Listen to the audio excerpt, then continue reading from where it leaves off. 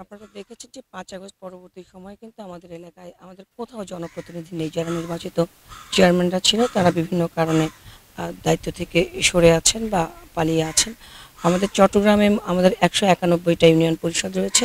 তার ভেতরে ৭৫টাতেই চেয়ারম্যান নেই। আমরা ভারপ্রাপ্ত চেয়ারম্যান, প্যানেল চেয়ারম্যান অথবা প্রশাসক হিসেবে কার্যক্রম চালাচ্ছি। আর পটিয়াতে ১৭টা ইউনিয়ন, তার ভেতরে ৮টাতে প্যানেল চেয়ারম্যান নেই। ইয়নো এবং এসিল্যান্ড মিলে চালাচ্ছে। তো এতে কিন্তু নাগরিক সেবা বিঘ্নিত হচ্ছে। যারা প্রান্তিক পর্যায়ে সেবা নিয়ে থাকে সেই সেবা কার্যক্রম যেহেতু বিঘ্নিত হচ্ছে, সো আমরা চিন্তা করলাম যে আমরা দেখি আমরা মানুষের দোরগোড়ায় পৌঁছে যাই। সো সেবা নিয়ে কিন্তু আমরা ইউনিয়ন পর্যায়ে এসেছি। আমাদেরকে বলা হয়েছে যে সেবা কার্যক্রম তুমি মানুষের দ্বারে দ্বারে পৌঁছে দাও। আমরা একসময় দেখতাম যে ইউনোর অফিসে লোকজন আসছে বা ডিসির কার্যালয়ে লোকজন গিয়েছে, কিন্তু আমরা এখন চাচ্ছি যে যারা টিভিসি টাইম কস্ট ভিজিট এটা কমাতে চাই। সেজন্য আমরা মাঠ পর্যায়ে কার্যক্রম চালিয়েছি এবং আমরা সিদ্ধান্ত নিয়েছি প্রতি সপ্তাহে ২টা করে ইউনিয়ন পরিষদে আমরা মুভ করব। ১৯১টি ইউনিয়ন পরিষদ সব জায়গায় আমাদের মুভ করা সম্ভব হবে না, তবে আমরা প্রায়োরিটি দিয়েছি যে প্রতি সপ্তাহে আমরা ২টা করে ইউনিয়ন কভার করব। এছাড়াও আমাদের ক্যাবিনেটের নির্দেশনা অনুযায়ী কিন্তু প্রতি বুধবার আমরা গণশুনানি নিয়ে থাকি। আর এছাড়াও চট্টগ্রাম জেলার আঙ্গিকে কিন্তু আপনারা জানেন যে আমি কিন্তু প্রত্যেক দিনই গণশুনানির ভেতরেই থাকি, যদিও ক্যাবিনেট থেকে স্পেশালি বুধবারের কথা বলা হয়েছে। একটু জানতে চাইবো যে গণশুনানি হচ্ছে, আমরা যদি প্রথমবার আসা হয়নি, দ্বিতীয়টাতে আমার নিজেরও আগ্রহ ছিল যে দেখে যায় কি হয়, কি ধরনের মানে সমাধানগুলো পাচ্ছে আসলে, মানে পাবে যারা আসবে। আপনারা নিজেরাই উপস্থিত ছিলেন, অত্যন্ত স্বতঃস্ফূর্ত অংশগ্রহণ ছিল। প্রায় ৪০০-৫০০ ছিল, আপনার পার্টিসিপেন্ট ছিল।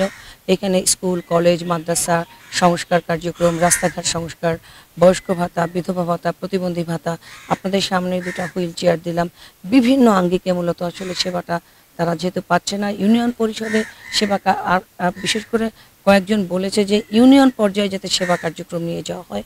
তা আমরা মূলত ইউনো আছে, এসিল্যান্ড আছে, তাদেরকে বলা হয়েছে যে প্রান্তিক পর্যায়ে জনগোষ্ঠী যাতে কোনোভাবেই সুবিধার আওতায় সব সময় সুবিধার আওতায় থাকতে পারে এবং সুবিধা বঞ্চিত যাতে না থাকতে পারে, সে বিষয়ে ইউনো এসিল্যান্ডকে বলা আছে, তারা কার্যক্রম চালাচ্ছে। আমরা ডিপার্টমেন্ট যেমন যে যে কার্যক্রমটা শিক্ষা প্রকৌশল অধিদপ্তরে, আমরা শিক্ষা প্রকৌশল অধিদপ্তরে পাঠানোর জন্য বলেছি, এলজিডিতে পাঠানোর জন্য বলেছি। বিভিন্ন সেগমেন্টে যে কাজগুলি হয় সে বিষয়ে আমরা বলা আছে যে আপনারা দেখবেন যে আমাদের আজকে যে গণশুনানি ছিল সেখানে কিন্তু আমাদের উপজেলা পর্যায়ের সব শ্রেণীর অফিসাররা ছিল এবং তারা বিভিন্ন পর্যায়ে ক্যাটাগরি হয় তাদেরকে কার্যক্রম বুঝিয়ে দেওয়া হয়েছে। আজকে 21টা অভিযোগ আমরা শুনেছি, একটা ছাড়া 20টা অভিযোগের আমরা সমাধান দিয়েছি, তাৎক্ষণিক সমাধান। একটু জানতে চাইবো যে যারা আসে এটাকে বাধ্যতামূলক করেন কিনা, বা যারা অন্য বিভাগ যারা রয়েছে যেমন সমাজসেবা কিংবা মৎস্য, নেভার, এটা তাদের কার্যক্রমের একটা অংশ, বাধ্যতামূলক করবার কোনো সুযোগই নেই।